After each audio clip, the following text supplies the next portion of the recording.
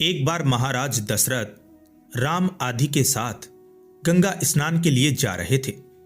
मार्ग में देवर्षि नारद जी से उनकी भेंट हो गई। महाराज दशरथ आदि सभी ने देवर्षि को प्रणाम किया। तदंतर नारद जी ने उनसे कहा, महाराज, अपने पुत्रों तथा सेना आदि के साथ आप कहाँ जा रहे हैं? इस पर बड़े ही विनम्र भाव से राजा दशरथ जी ने बताया, भगवान, हम सभी गंगा स्नान की अभिलाषा से जा रहे हैं। इस पर मुनि ने उनसे कहा, महाराज, निसंदेह आप बड़े अज्ञानी प्रतीत होते हैं, क्योंकि पतित पावनी भगवती गंगा जिनके चरण कमलों से प्रकट हुई हैं, वे ही नारायण श्री राम आपके पुत्र रूप में अवतरित होकर आपके साथ में रह रहे हैं। उनके चरणों की सेवा और उनका दर्शन ही दान, पुण्य और गंगा स्नान है। फिर हे राजन, आप उनकी सेवा न करके अन्यत्र कहाँ जा रहे हैं? पुत्र भाव से अपने भगवान का ही दर्शन करें।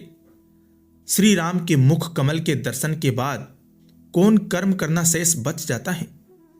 पतित पावनी गंगा अवनी मंडले, सेई गंगा जन्मी लेन यार पद तले। सेई दान सेई पुण्य सेई गंगा स्नान, पुत्र भावे देख तुम्ही प्रभु भगवान।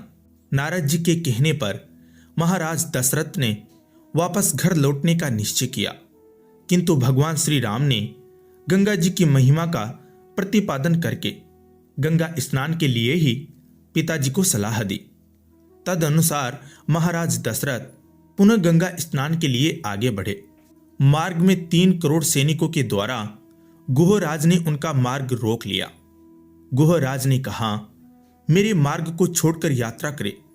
यदि इसी मार्ग से यात्रा करना हो तो आप अपने पुत्र का मुझे दर्शन कराए। इस पर दशरथ की सेना का गुह की सेना के साथ घनघोर युद्ध प्रारंभ हो गया। गुह बंदी बना लिए गए। कौतुकी भगवान श्री राम जो ही युद्ध देखने की इच्छा से गुहराज के सामने पड़े, गुह ने दंडवत प्रणाम कर हाथ जोड़ प्रणाम किया। प्रभु के पूछने पर उसने बताया, प्रभु, मेरे पूर्व जन्म की कथा आप सुने। मैं पूर्व जन्म में महर्षि वशिष्ठ का पुत्र वामदेव था।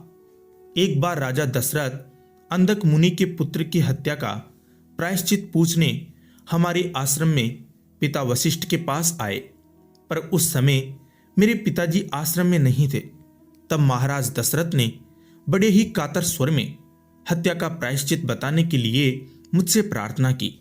उस समय मैंने राम नाम के प्रताप को समझते हुए 3 बार राम राम राम इस प्रकार जपने से हत्या का प्रायश्चित हो जाएगा परामर्श राजा को बतलाया था। तब प्रसन्न होकर राजा वापस चले गए। पिताजी के आश्रम में आने पर मैंने सारी घटना उन्हें बतला दी। मैंने सोचा था कि आज पिताजी बड़े प्रसन्न होंगे, किंतु परिणाम बिल्कुल ही विपरीत हुआ। पिताजी क्रुद्ध होते हुए बोले, वत्स, तुमने यह क्या किया? लगता है तुम श्री राम नाम की महिमा को ठीक से जानते नहीं हो। यदि जानते होते तो ऐसा नहीं करते, क्योंकि राम इस नाम का केवल एक बार नाम लेने मात्र से कोई पातक उपपात को तथा ब्रह्म हत्या आदि महापात को से भी मुक्ति हो जाती है। फिर 3 बार राम नाम जपने का तुमने राजा को उपदेश क्यों दिया? जाओ, तुम नीच योनि में जन्म ग्रहण करोगे, और जब राजा दशरथ के घर में साक्षात नारायण श्री राम अवतीर्ण होंगे, तब उनके दर्शन से तुम्हारी मुक्ति होगी।